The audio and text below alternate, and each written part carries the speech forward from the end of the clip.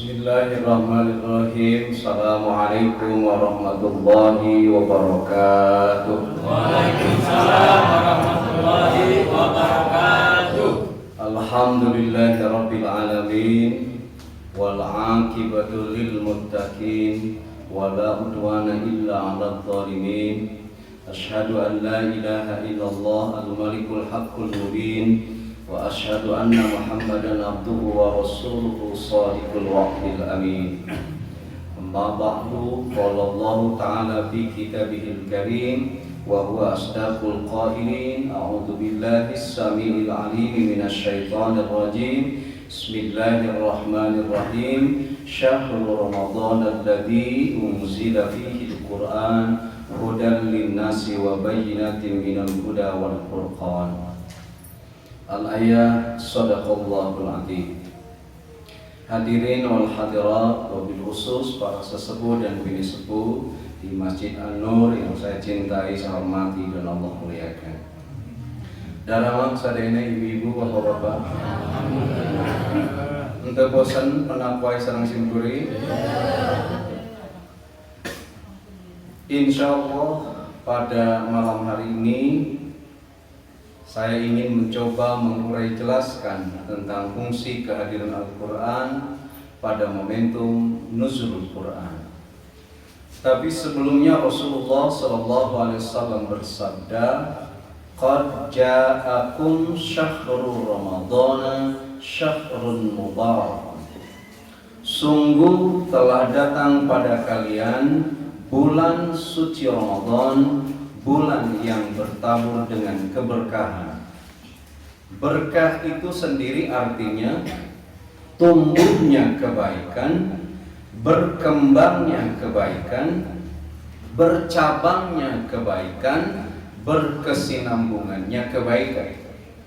Jadi ibu dan bapak, di bulan suci Ramadan kebaikan itu tumbuh, kebaikan itu berkembang, kebaikan itu bercabang, dan kebaikan itu berkesinambungan. Karena itu mudah-mudahan pada malam hari ini kita semua berada dalam kondisi yang terbaik, sehingga apapun yang kita lalui pada malam hari ini bisa mendatangkan kebaikan bagi kita semua. Amin ya Allah ya Rabbal alamin. Karena bulan suci Ramadan bulan yang bertabur keberkahan. Jauh sejak bulan Rajab, Rasulullah SAW dengan lirih memanjatkan sebaik doa yang diikuti oleh para sahabat, diamalkan oleh para ulama dan juga oleh kita semua. Redaksi doanya adalah Allahumma barik lana fi Rajaba wa Sa'bana wa ballighna Ramadana. Sampai di sana dalam hadisnya. Hadisnya sahih, tidak ada perdebatan. Allahumma ya Allah barik lana, berikanlah keberkahan bagi kami semua fi Rajab, pada bulan Rajab, wa Sa'ban, taburi juga kami keberkahan pada bulan Sa'ban, wa balighna Ramadana, dan pertemukan kami ya Rabb dengan bulan suci Ramadan. Kenapa Rasulullah minta dipertemukan dengan bulan suci Ramadan? Sebab Ramadan tadi adalah syahrul mubarakun. Maka Syekh Yusuf Qaradawi ibu menyebut bulan suci Ramadan itu dengan golden time. Apa artinya bu golden time? Waktu emas. Di mana di bulan suci Ramadan setiap bentangan waktunya itu adalah emas semua. Maka bila kita bisa memanfaatkan waktu di bulan suci Ramadan, kita ini akan menjadi orang yang panen dengan emas. Waktu emas. Ibu-ibu, bapak-bapak, ada yang tahu apa waktu itu? Kata manajemen modern, time is money. Waktu itu adalah uang. Jadi kalau kita menghambur-hamburkan waktu sama dengan menghambur-hamburkan uang. Kata para ulama, al-waktu anfasu. Waktu itu seumpama napas. Jadi kalau kita menghambur-hamburkan waktu sama dengan menghambur-hamburkan napas. Menghambur-hamburkan napas sama dengan menghamburkan kehidupan. Tapi ada yang keras. Imam Syafi'i menyebut al-waktu kasaib. waktu itu seperti pedang. Jadi kalau kita menghambur-hamburkan waktu, siap saja kita dipenggal oleh pedang itu.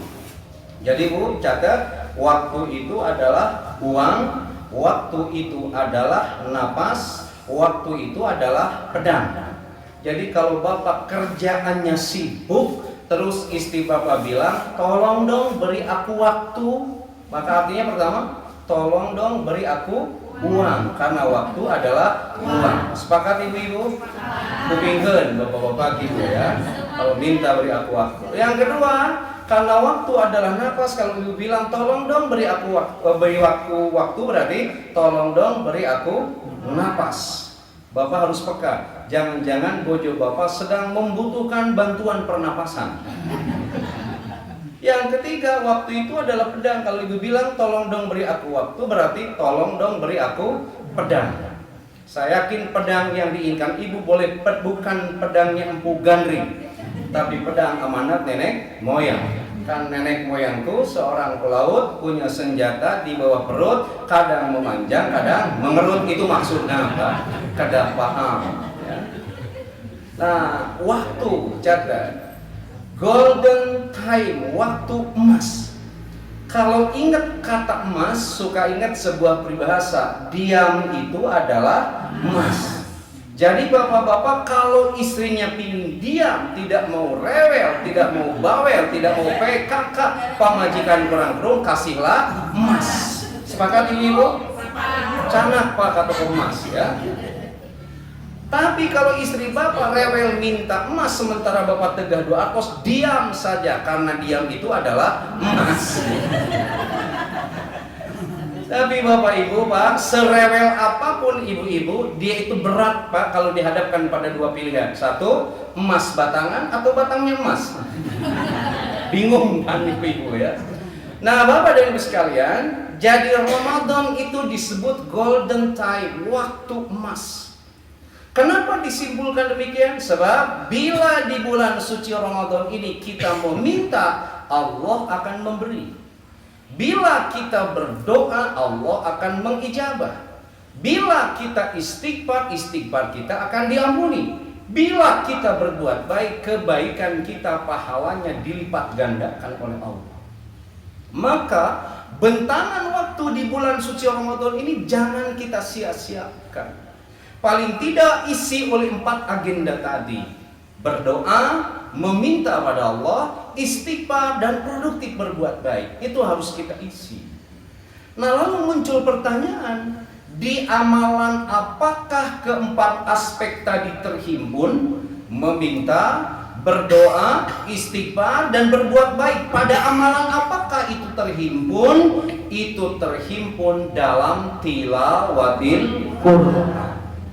Ketika ibu baca Al-Quran, itu adalah permintaan terbaik kita kepada Allah. Ketika ibu bapak baca Quran, itu adalah doa terbaik kita pada Allah. Ketika kita tilawatil Quran, itu istighfar terbaik kita kepada Allah. Dan ketika kita interaksi dengan Al-Quran, itulah amal terbaik kita di hadapan Allah. Maka karena itu syahrul Ramadan alladzi unzila fihi Quran, di bulan suci Ramadan ini diturunkan Al-Quran oleh Allah. Hingga Ramadan seringkali disebut sebagai syahrul Quran, bulannya Al-Quran. Lalu pertanyaannya, apa fungsi dinuzulkan, diturunkan Al-Quran itu? Untuk mengetahui fungsinya bisa kita lihat dalam 3 pendekatan. Ada 3 cara, ada 3 metodologi, ada 3 teknik yang bisa kita gunakan untuk melihat apa fungsi kehadiran Al-Quran itu.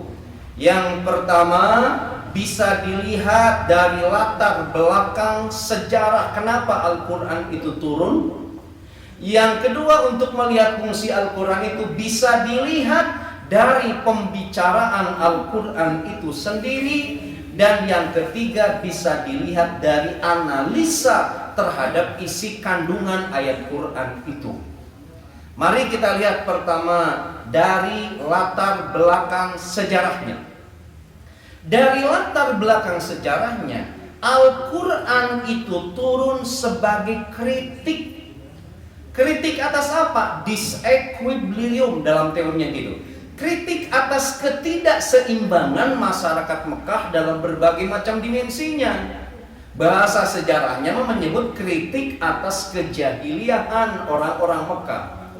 Satu, kritik atas dimensi ketuhanan, di mana orang Mekah terjebak mempertuhankan benda, mempertuhankan air, mempertuhankan api, mempertuhankan matahari, mempertuhankan Lata, Uzza, Hubal, dan Manat. Dikritik oleh Al-Quran. Kata Al-Quran, air, api, matahari, Lata, Uzza, Hubal, dan Manat itu bukan khalik. Itu adalah makhluk tidak patut untuk disembah. Dikritik oleh Al-Quran.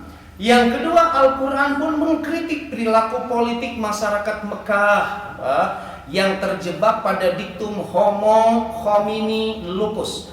Manusia itu adalah serigala pemangsa sesamanya. Siapa yang kuat memangsa yang lemah. Itu dikritik oleh Al-Quran dengan turunnya ayat-ayat tentang pentingnya musyawarah, turunnya ayat pentingnya menjunjung tinggi kejujuran dan keadilan, pentingnya ayat untuk sama-sama saling menghargai antara yang satu dengan yang lain.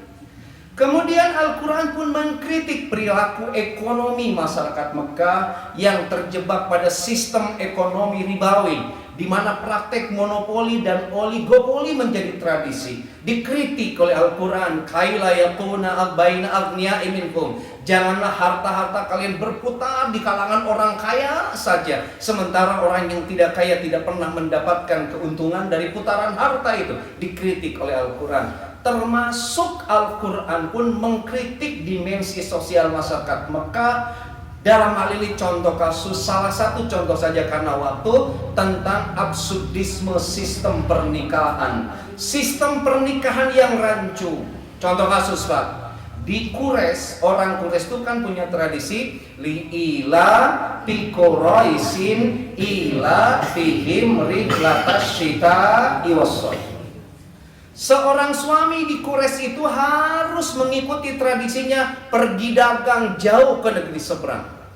Kalau seorang suami pagawean anak ngotok ngowo di lemur, udud, nguse, ngadu hayam gitu ya. Nah ini disebut laki-laki tegak bergadang. Jadi laki-laki di Quraisy itu harus pergi jauh ke negeri seberang. Gila, di Quraisy ini lagi ke atas kita. Tetapi dilematis juga, bila dia pergi jauh ke negeri seberang, dia hariwang istri yang ia cintai diganggu oleh laki-laki hidung belang. Bapak-bapak hidungnya belang nggak? Enggak lah ya, insya Allahnya ini ahli sujud semua ya. Nah, Pak sekalian, jadi dilematis Bu. Kalau tinggal di kampung halaman seorang suami dikritik laki-laki tidak punya kemajuan, sementara kalau pergi jauh ke negeri seberang, dia kasihan istrinya nanti akan diganggu oleh laki hidung belang. Maka bila dia punya anak laki-laki, supaya suaminya bisa pergi jauh ke negeri seberang dan istrinya tidak diganggu laki hidung belang, maka anak laki-laki itu dinikahkan dengan ibu kandungnya. Itu yang disebut nikah warisan. Ini dikritik oleh Al-Quran. Kata Al-Quran gimana? Wala tankihu manakaha abaukum minan nisa. Janganlah sekali-kali kalian menikahi wanita-wanita yang pernah dinikahi oleh bapak kandungmu, illa ma qad salaf, kecuali zaman jahiliyah tempo lalu. Jadi Al-Quran mengkritik ragam ketidakseimbangan. Saya mau tanya pada ibu-ibu, Ibu dan Bapak, apakah dalam kehidupan kita hari ini banyak nggak sekali ketimbangan? Politik kita hari ini ada ketimbangan? Ekonomi kita ada ketimbangan? Bayar zakat kita, pajak kita ada ketimbangan? Masya Allah, banyak sekali ketimbangan. Maka sejatinya spirit Al-Quran harus pakai mengkritik ragam ketidakseimbangan itu. Ingat, kritik itu tidak identik dengan mencari kesalahan, tapi kritik itu identik dengan memberikan solusi. Apa misalnya di antara yang tidak seimbang? Kita ini sekarang terjebak pada aspek budaya gaya. Ini bukan kata saya, ini kata para pemerhati budaya. Jadi masyarakat kita hari ini sedang dijebak pada budaya gaya. Maka filsafat hidupnya, kalau dulu itu budaya mikir, maka kalau mau melakukan apapun dia berpikir dulu. Sekarang nggak, penting gaya. Kalau dulu mah kan filsafatnya cogito ergo sum, aku berpikir maka aku ada. Wujud keberadaan kita karena hasil pikir kita, olah pikir kita. Sekarang bukan gitu. Aku bergaya maka aku ada. Penting gaya. Karena terjebak pada budaya gaya, kita terjebak pada budaya cangkang, bukan pada budaya isi. Karena terjebak pada budaya gaya, maka kita berikutnya terjebak pada budaya konsumtif. Kita terjebak pada budaya boros. Kenapa kita boros? Karena untuk gaya, rumah kita harus lebih gaya daripada rumah orang lain, mobil kita harus lebih gaya dari mobil tetangga kita, pakaian kita harus lebih gaya daripada pakaian tetangga kita. Karena kita terjebak pada budaya gaya, terjebaklah pada budaya boros. Karena kita terjebak pada budaya boros, akhirnya masyarakat Indonesia terjebak pada budaya hutang. Karena terjebak pada budaya hutang, kita semua terjebak pada budaya bohong. Sebab lazimnya orang hutang, apalagi hutangnya bukan hutang produktif tapi hutang konsumtif, ujung-ujungnya gemar berbohong. Gitu. Jadi gimana ya? Biasanya upami menuju Nambu, datang itu seperti orang yang darah rendah. Tapi pada saat ditagih jadi darah tinggi. Badan namut apa jika ucing di karunya. Tapi pas ditagih ada dak jika jadi singa gitu ya. Maka lahirlah profesi baru di kita yang disebut dengan debt collector.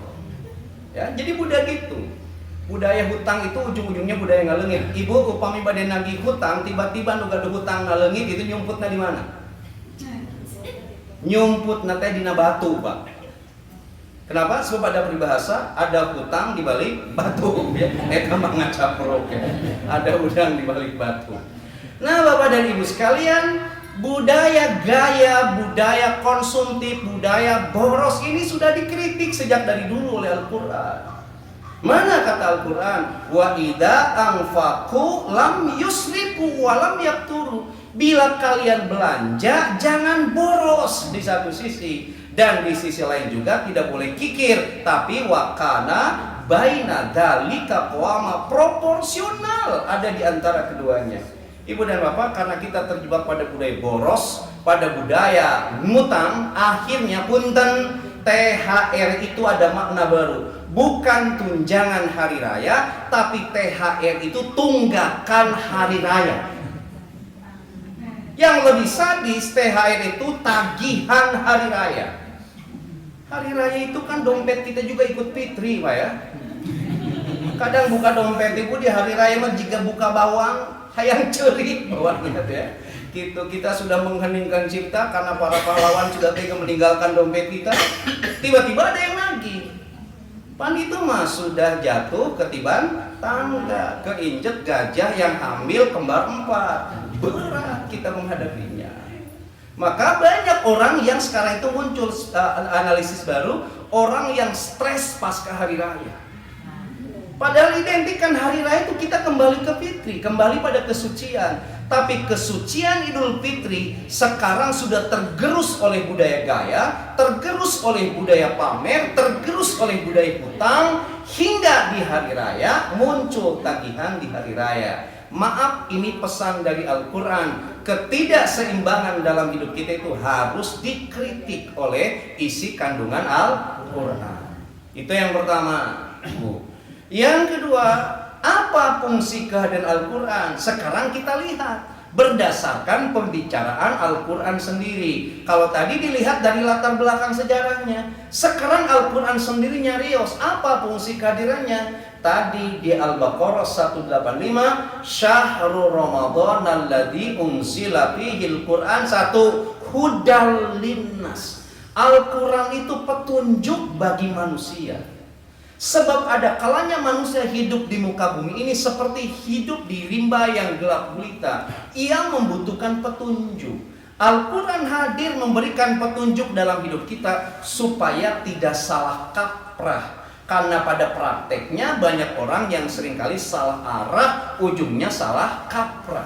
1. Yang kedua, berdasarkan pembicaraan Al-Quran ini, Al-Quran itu hadir sebagai al-bayyinat. Apa al-bayyinat itu? Sistem penjelas. Begini Ibu Bapak, manusia itu oleh Allah diberi keanugerah kecerdasan, akal intelektual. Dialektika antara akal budi manusia dengan jiwa zaman, lahirlah berbagai macam inovasi, lahirlah berbagai macam teknologi. Inovasi dan teknologi yang lahir dari akal budi manusia seringkali kebablasan.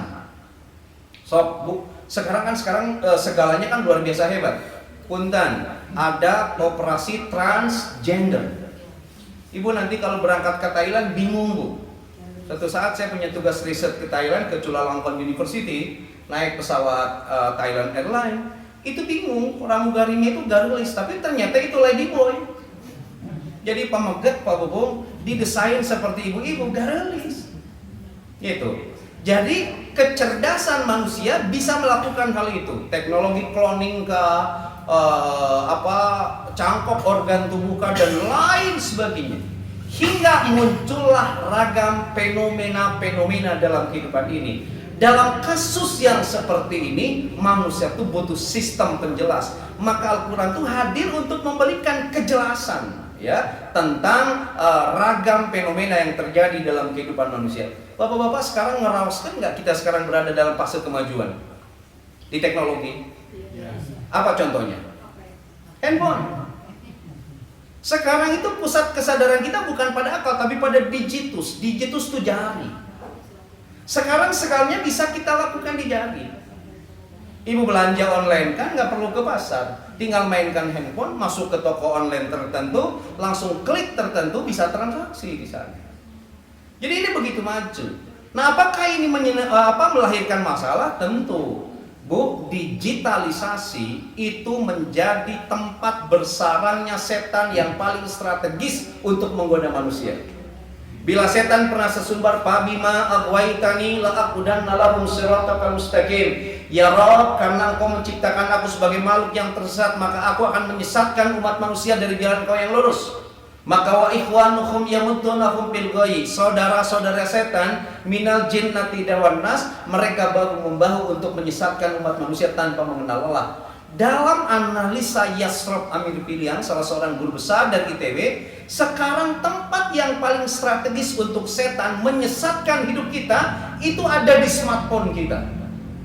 Ibu-ibu dulu zaman kita pas menonton kan harus kemana? Ke bioskop kan? Sekarang anak-anak kita bisa di handphone. Coba, itu tidak kurang dari 2.200.000 situs porno internet di dunia internasional.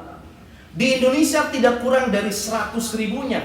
Hebatnya lagi, 100.000 situs porno internet di Indonesia malah tidak perlu kata kunci atau sandi yang mengunci. Sangat gampang, siapapun bisa masuk. Maka jangan heran, di situ Bondo kemarin juga malu di Jawa Barat, di Indramayu kan, itu angka kehamilan anak SMA dan SMP itu begitu banyak, sehingga KUA capek menikahkan mereka yang sudah hamil duluan. Negeri kita sedang tidak baik-baik saja gara-gara digitalisasi itu. Maka ibu dan bapak, Al-Quran hadir untuk memberikan sistem penjelas. Pahami, handphone itu adalah sekedar alat. Gunakanlah untuk hal-hal yang baik, jangan digunakan untuk hal-hal yang tidak baik. Sebab man behind the gun, pistol itu sangat bergantung orang yang memegang di belakangnya. Punten, kalau pistol dipegang oleh rampok dipakai apa, Pak? Membunuh. Kalau pistol dipegang polisi dipakai apa? Jangan jawab nembak polisi lagi.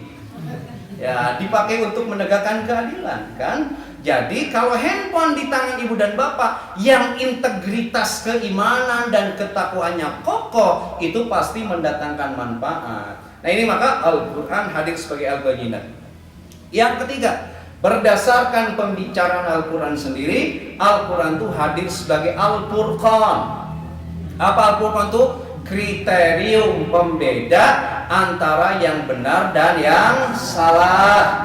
Kan sahur sepuh kapungkur, kolot bareto jalma baheula, urang masok kabobodo tenyo kasamaran tingali, Ari orai-oraian dibeli, ari orai beneran dipaehan. Ari nu bener sok disalahkeun, nu salah sok dibenerkeun. Urang mah sok pipilih neang nu leuwih koceprak menang nu pecak. Milih nonton TV daripada baca Al-Qur'an. Ujungnya bukan ketenangan batin malah masalah. Milih nonton bola bukan tadarusan, awalnya ingin ketenangan batin, tapi ketika Persib ke Persija bapak kan ngamuk.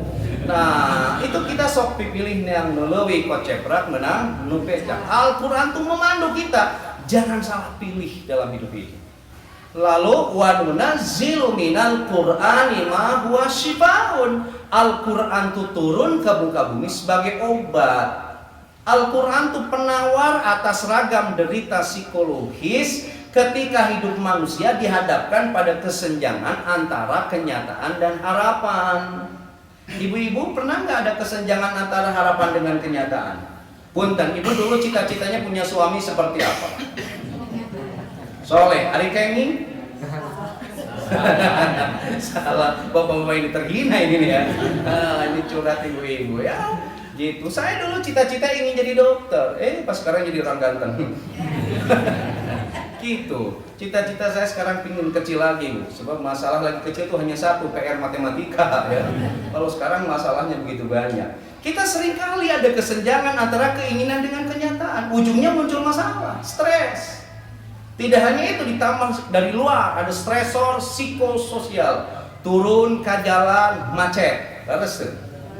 Kemudian lihat ke kiri jeung kanan tatangga geus manaskeun mobil keur meuli baju lebaran. Ibu masih manaskeun angeun kacang urut sabur. Ini ada kesenjangan antara kenyataan dengan harapan.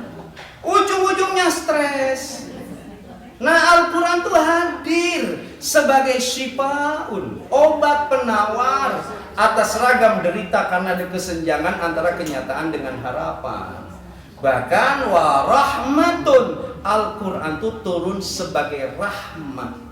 Nah, Bapak dan Ibu sekalian, itu berdasarkan pembicaraan Al-Quran sendiri.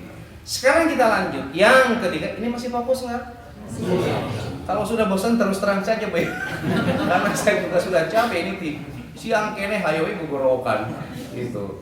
Nah, yang ketiga, fungsi kehadiran Al-Quran itu bisa dilihat dari analisis terhadap isi kandungannya. Berdasarkan analisis yang dilakukan oleh para ulama dari isi kandungan Al-Quran, Al-Quran itu nuzul turun ke muka bumi ini punya dua tujuan. Satu, untuk mewujudkan kita menjadi khairul bariyah, yakni pribadi yang memiliki kesolehan individual. Jadi Al-Quran itu lungsur supados ibu dan bapak punya kualifikasi kesolehan individu. Kalau setiap individu sudah soleh, itu nanti akan ngasih trickle down effect, efek rembesan bagi munculnya khairul ummah, yakni kesolehan sosial. Al-Quran punya visi bahwa yang soleh itu jangan hanya individu, tapi lingkungan sosial juga harus soleh. Maka ibu dan bapak, seiring dengan momentum nuzulul Quran, bila tadi dilihat dari latar belakang historis, Al-Quran hadir sebagai kritik atas ketidakseimbangan, maka bila hidup kita hari ini kita merasakan tidak seimbang, kritiklah diri kita ini oleh Al-Quran. Ibu dan bapak, silahkan jadi polisi sendiri, jadi hakim sendiri, jadi jaksa sendiri. Lihatlah diri saya udah seimbang atau belum. Lebih banyak ujar duniawinya atau ukhrawinya. Lebih baik kita dermawannya atau banyak kopet merepet cap jahenya. Lebih banyak kita ini ramahnya pada orang atau lebih banyak juteknya kita ini pada orang.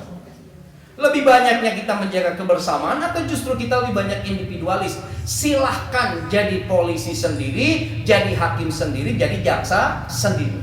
Kalau sudah bisa memainkan peran itu, insya Allah hidup kita itu akan seimbang.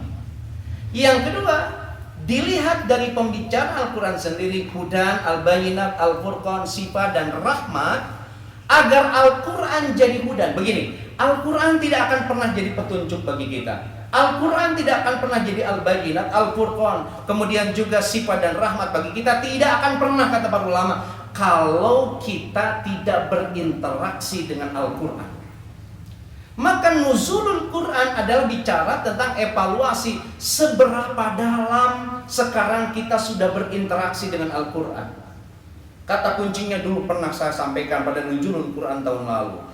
Tahap interaksi kita dengan Al-Quran itu: 1 ada qiraah, 2 tilawah, 3 terjemah, 4 tafsir, 5 tahfidz, 6 tatbik. Coba diulang: 1, 2, 3. Nah gini. Kalau ngaji dengan orang-orang yang lapar itu kayak gini ya. Nah, qiraah itu membaca Al-Quran sekemampuan tanpa panduan ilmunya. Silakan ibu baca, tidak akan dosa. Ibu belum belajar ilmu tajwid, boleh baca Al-Quran. Dari qiraah tingkatkan pada tilawah. Kalau tilawah, membaca Al-Quran dengan panduan ilmu dan senitnya, ya. Dari tilawah tingkatkan interaksi kita dengan Al-Quran. Level ketiga terjemah. Ibu bapak begini, terjemah itu pintu awal untuk memahami luasan arti dan kedalaman makna Al-Quran. Ketika kita baca terjemahnya, Al-Quran itu akan menjadi magnet yang menarik rasa penasaran kita untuk membuka lembar demi lembar Al-Quran, hingga waktu kita menjadi betah dengan Al-Quran. Ceritanya begini, saya dulu di Garut, Pak. Saya ini asli dari Garut. Bapak-bapak yang dari Garut ini? Berapa orang yang dari Garut sini? Oh banyak ya. Kita harus bangga Pak jadi orang Garut. Sebab 1, orang Garut itu manis kayak cokodok. Yang kedua, orang Garut itu seger kayak jeruk Garut. Meski yang ketiga, sayang baunya bau domba Pak. Nah, saya dulu di Alian Garut, Pak, punya teman. Dia asli orang Gunung Putri Bogor. Hanya sekolahnya di Man Garut karena pesantrennya sepesantren dengan Sadi Suci. Saya dulu ke IAIN, teman saya ke PT IKI, namanya Hudoril Yaud. Belakangan tahun 2018-an, kalau nggak salah 2017-an, dia itu dikukuhkan jadi guru besar bidang ilmu Quran, dapat gelar profesor. Saya kesalip banget karena si Hudoril itu pintar dari dulu. Dia udah jadi profesor. Dia itu pulang ke kampung halamannya.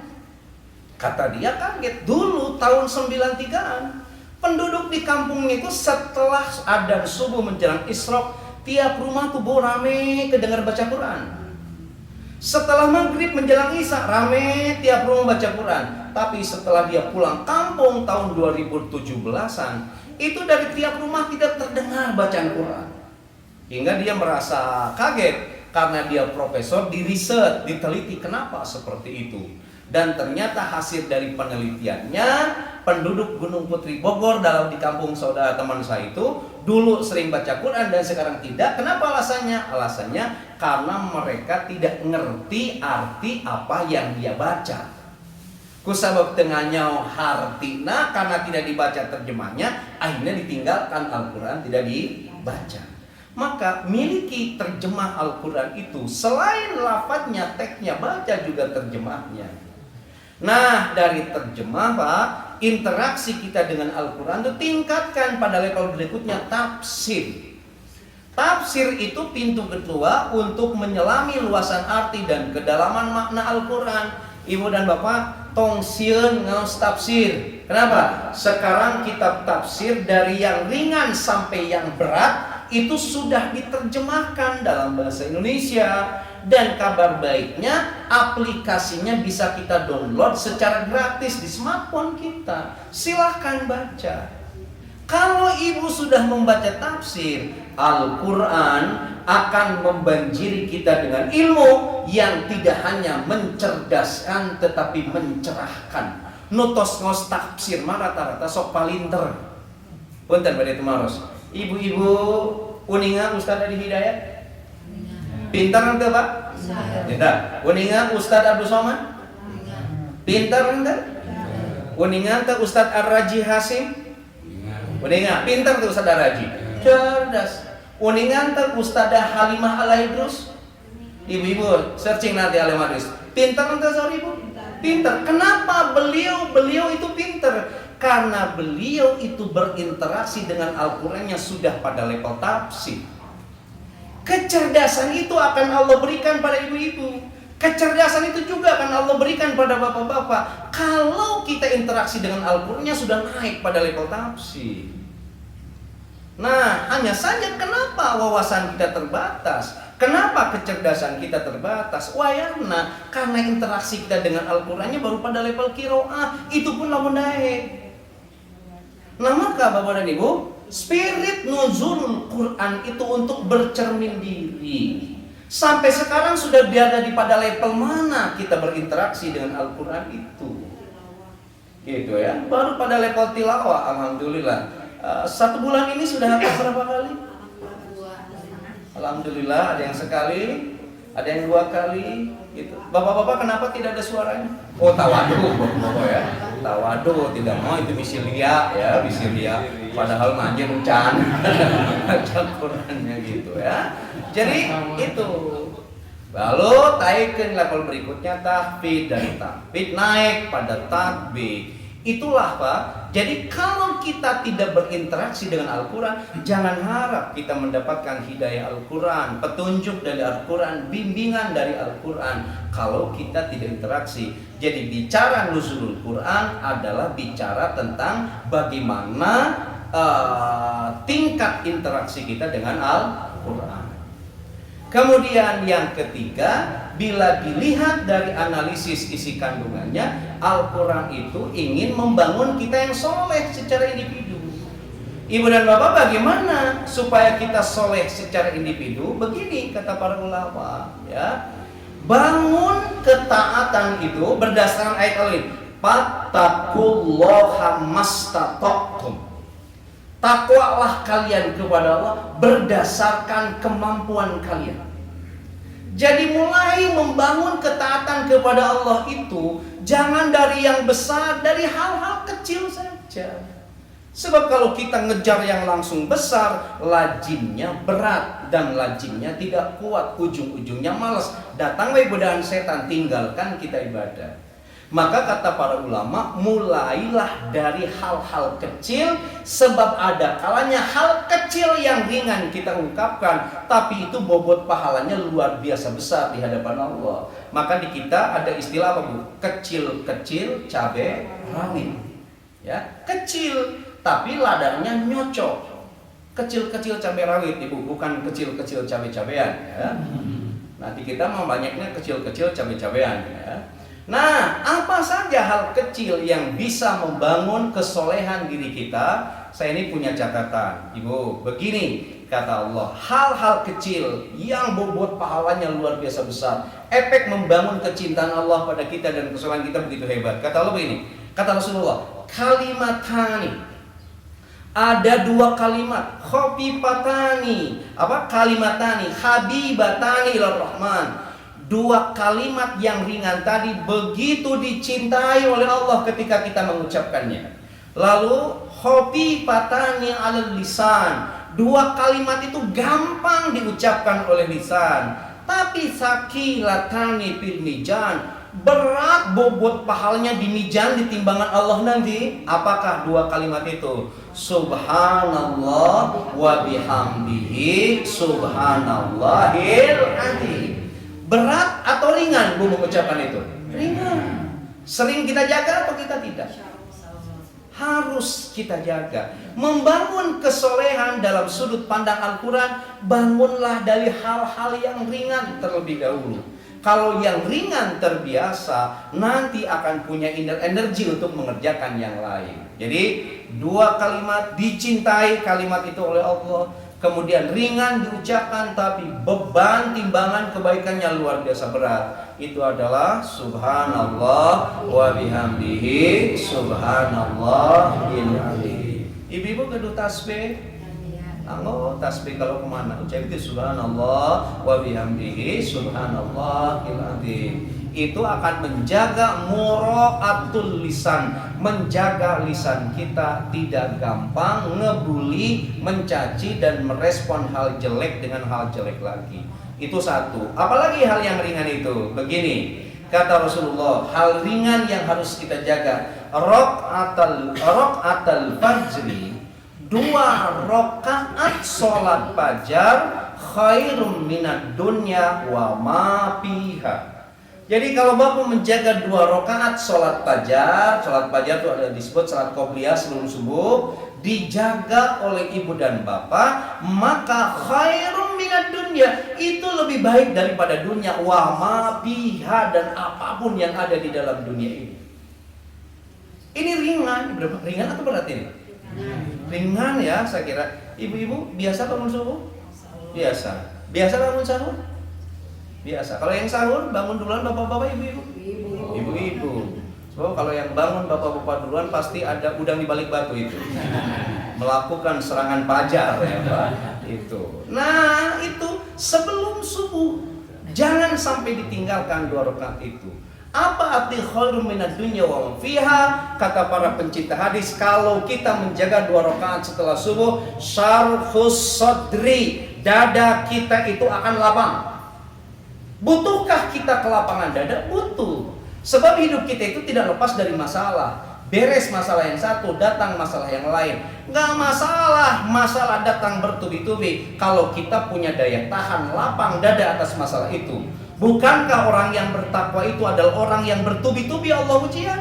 Tapi kenapa mereka tidak jatuh? Sebab dada mereka itu lapang. Semakin banyak masalah, semakin cerdas dan semakin hebat dirinya itu.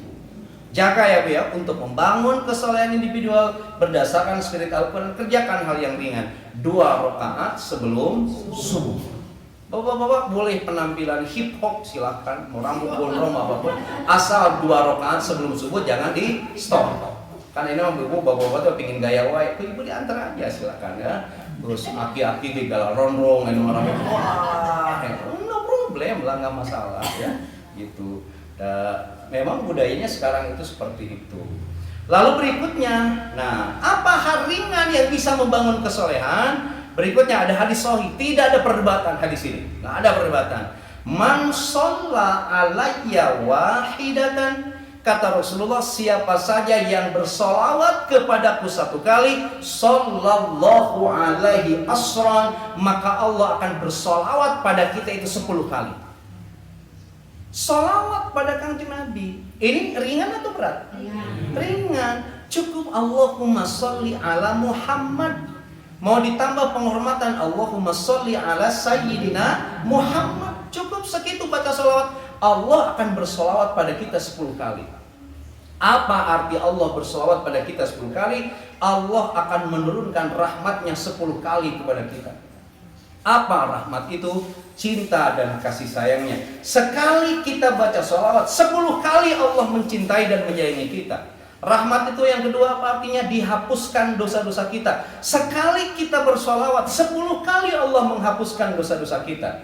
Ketiga, rahmat itu ditutupinya aib kita. Sekali baca sholawat ibu, jejak digital dosa ibu di masa lalu 10 kali ditutup oleh Allah. Bukankah ibu dan bapak, seseorang yang jatuh itu karena apa? Dibukakan aibnya oleh Allah. Sedikit saja Allah bukakan aibnya. Melalui perilaku anaknya yang semena-mena pada anak orang lain, dibukakan oleh Allah semuanya. Leres tuh. Semuanya, bukan hanya keluarganya, institusinya dibuka sekarang. Wah, luar biasa. Sedikit saja aib itu oleh Allah dibuka. Maka kalau ibu bersolawat sekali ke Kanjeng Rasul, 10 kali lipat Allah menutup aib kita. Rahmat itu juga artinya rizki. Sekali kita bersolawat, 10 kali Allah memberikan rizki kepada kita. Rizki itu Pak, ada yang material dan ada yang immaterial. Rizki yang material seperti apa? Ibu dipaparinan beas ku Gusti Allah, itu namanya rizki yang material. Tapi ada orang yang tidak dikasih beras oleh Allah, dikasihnya rizki imateri. Meski dia tidak punya beras, tapi ku Allah dipapaginan kakiatan lapar. Ada orang yang oleh Allah tidak dikasih uang, tapi dia kuat, tidak banyak keinginan beli ini beli itu. Ada orang yang dikasih rumahnya oleh Allah jelek saja, tapi dia nyaman dengan rumahnya yang jelek itu. Sebab banyak orang yang diberi rumah yang gede, tapi aneh dia tidak nyaman. Sebenarnya nggak yang seperti itu? Nah, banyak yang seperti itu. Ibu, mendingan ku Allah dipaparinan arto seueur tapi tegaduh kebutuhan, atau dipaparin arto seueur banyak kebutuhan, atau arto salit tegaduh kebutuhan. Pilihannya hanya 2. Nah ini kekurangan kita itu yang kita jangan. Tapi itu selesai ibu dan bapak dengan sholawat, ya dikasih rizki. Kalau rizki suami itu gimana? Tempo lalu saya sampaikan, rizki suami itu sangat bergantung bagaimana cara istri tidur. Kalau istri tidur miring ke kanan, rizki bapak di sebelah barat. Ibu tidur sebelah kiri, rizki bapak di sebelah timur. Kalau ibu tidur tengkurap, rizki bapak di sebelah selatan. Tapi kalau istri tidur telengkang, bapak jangan di mana-mana, kemana-mana. Rizki sudah di depan mata. Nah, itu rizki. Ya, bapak dan ibu sekalian. Nah, rahmat itu bisa berarti rizki. Sekali sholawat, Allah akan memberikan 10 rizki pada kita. Rahmat juga berarti kesehatan, bapak dan ibu sekalian. Sekali kita baca sholawat, 10 kali Allah menjaga kesehatan kita. Ibu-ibu yang sehat. Oh iya, sebab kalau sudah gaduh penyakit repotnya luar biasa. As-sihatu tajul, kesehatan itu adalah mahkota. Oke, jadi hal yang kecil itu tadi apa? Yang pertama subhanallahil azim, subhanallah wa bihamdihi. Yang kedua 2 rakaat sebelum sholat subuh. Yang ketiga membaca sholawat. Silakan dari yang pendek sampai yang panjang. Sholawat yang panjang apa yang kenal ibu? Sholawat Nusantara, Allahumma sholli sholatan Kalimantan wa sallim salaman. Ya, Allahumma sholli sholatan kamilatan wa sallim salaman taman ala sayyidina Muhammadin alladzi tanhalu bihil uqad, dan seterusnya. Sholawat apa lagi? Allahumma sholli ala sayyidina Muhammadin tibbil qulubi dawa. Terus wa afiyatil abdani wa sifaiha wa nuril absari wa amalkan itu sholawat yang yang dikreasi oleh para ulama, begitu dalam maknanya itu ya. Kemudian begini, dalilnya dalam Al-Quran tadi di sholat witir saya sampaikan, innallaha wa malaikatahu yusholluna 'alan nabi. Allah dan para malaikat bersolawat pada Nabi. Gini, ketika Allah nyuruh kita sholat, Allah tidak sholat. Ketika Allah nyuruh kita zakat, Allah tidak zakat. Allah nyuruh kita puasa, Allah tidak puasa. Allah nyuruh kita haji, Allah tidak haji. Tapi ketika Allah nyuruh kita sholat, Allah langsung ngasih contoh bersolawat pada Kanjeng Nabi. Maka kecil-kecil cabai rawit, baca sholawat itu bobot pahalanya besar. Lalu berikutnya yang mana lagi? Pak, suatu saat begini, Rasulullah lagi ngumpul ya, dengan para sahabat di Saqifah Bani Sa'idah. Kalau di Madinah ibu bapak tahu. Gimana kata Rasulullah? Adakah di antara kalian yang sanggup membaca sepertiga Al-Quran dalam setiap malam? Nanya pada sahabat. Sahabat rata-rata menjawab, kami tidak mampu ya Rabb, dalam semalam baca sepertiga Al-Quran. Kata Rasulullah, kalian ketahui, kalian baca Allahul Wahidus Shomad. Dalam para penafsiran para muhadis, kalian baca Qul huwallahu ahad, Allahus Shomad, sama dengan menghatamkan sepertiga Al-Quran. Jadi kalau ibu dan bapak baca Qulhu 3 kali, sama dengan 1 kali hatam Al-Quran. Sekali baca Qulhu sama dengan baca sepertiga Quran, berarti 3 kali baca Qulhu sama dengan hatam Al-Quran. Maka kata Rasulullah, jangan dulu tidur sebelum kalian hatam Al-Quran. Maknanya baca Qul huwallahu ahad minimal 3 kali. Kira-kira ini ringan atau berat? Ringan, tapi bobot pahalanya luar biasa berat. Ini hadisnya sahih, tidak ada perdebatan dengan yang lain. Maka pilih bapak-bapak sibuk tegaduh waktosnya, karena bapak-bapak di blok PP kan PP 7, berangkat pagi pulang petang, penghasilan pas-pasan gitu ya. Duniawi sibuk tersempat ngawas Quran. Jangan lupakan sesaat menjelang tidur baca Qulhu sebanyak 3 kali, boleh ditambah Al-Falaq dan An-Nas juga sebanyak 3 kali. Itu hal kecil tapi bobot pahalanya luar biasa besar. Maka sebuka punggur masuk nyebut gini, kudu boga jimat merah dalima. Merah itu darah, di darah kita harus ngalir dalima. Apa dalima tuh? Qul huwallahu ahad, Allahus shomad, lam yalid walam yulad walam yakul lahu kufuwan ahad. Lamun di darah kita ngalir merah dalima, ngalir ngaraga sukma, maka setan tuh tidak akan punya kekuatan untuk menggoda kita. Sebab kalau qul huwallahu ahad ngalir pada diri kita, akan terbangun keikhlasan dalam diri kita. Kan al-ikhlas itu apa? Qul huwallahu ahad disebutnya apa? Al-ikhlas. Laras? Tapi pertanyaannya, ada nggak dalam ayat itu kata-kata ikhlas? Nggak ada. Ikhlas tuh harus seperti surat Al-Ikhlas, disebut surat Al-Ikhlas, tapi dalam satu ayat pun tidak ada kata ikhlas. Kan di antara sesumber setan itu akan menggoda umat manusia ke jalan yang sesat. Tapi setan itu langsung insecure. Tapi ya Rob, saya tidak akan punya kekuatan sama sekali illa ibadaka minhumul mukhlasin. Bagi orang-orang yang ikhlas, setan itu sudah menyatakan tidak akan kuat untuk menggodanya. Maka bacalah terus Quran surah Al-Ikhlas agar hidup kita itu penuh dengan keikhlasan. Lalu berikutnya ibu dan bapak sekalian, apalagi amalan-amalan kecil yang bisa berbuah hal yang besar itu, kalau kebetulan ibu dan bapak setelah subuh ada kajian di masjid, lalu jangan dulu pulang, tunggu sampai datangnya waktu isyraq atau waktu syuruk, lakukan sholat sunat 2 rakaat. Sebab sholat sunat 2 rakaat di waktu isyraq itu pahalanya sama dengan melaksanakan haji dan umrah. Lakukan amaliyah itu, hadisnya sahih, tidak ada perdebatan. Ibu dan bapak, mudah-mudahan seiring momentum nuzul Quran, kita bisa membangun kesolehan individual kita. Bermulanya itu dari hal-hal yang kecil. Kalau yang kecil sudah kita jaga, kan ada peribahasa, sedikit-sedikit lama-lama menjadi bukit, alon-alon lama-lama nyetadion. Kira-kira seperti itu. Nah, kalau yang kecil kita lakukan, nanti yang besar kita akan punya tenaga untuk melakukannya. Ibu dan bapak, sudah jam 9 ya. Jangan terlalu malam, cukup sampai di sini. Mudah-mudahan ibu dan bapak, Al-Quran memberikan syafaat pada kita di hari kemudian nanti. Sebab gini, ada 2 nanti, Al-Quran dan puasa yang terakhir. Di akhirat nanti akan memberikan syafaat. Yaqulul Quran, Quran berkata pada Allah, ya Rabb, orang ini menahan lapar, haus dan dahaga karena melaksanakan aku puasa. Fasabbi'ani, izinkan aku untuk memberikan syafaat. Lalu yaqulul Quran, Quran pun berkata kepada Allah, ya Rabb, orang ini matanya nahan kantuk karena membacaku. Fasabbi'ani, izinkan aku untuk memberikan syafaat. Maka Allah berkata, puasa dan Al-Quran silahkan beri pertolongan pada orang yang menjaga kalian berdua. Saum kita akan menolong kita, dan Al-Quran juga akan menolong kita di hari di mana tidak ada lagi bisa menolong kita.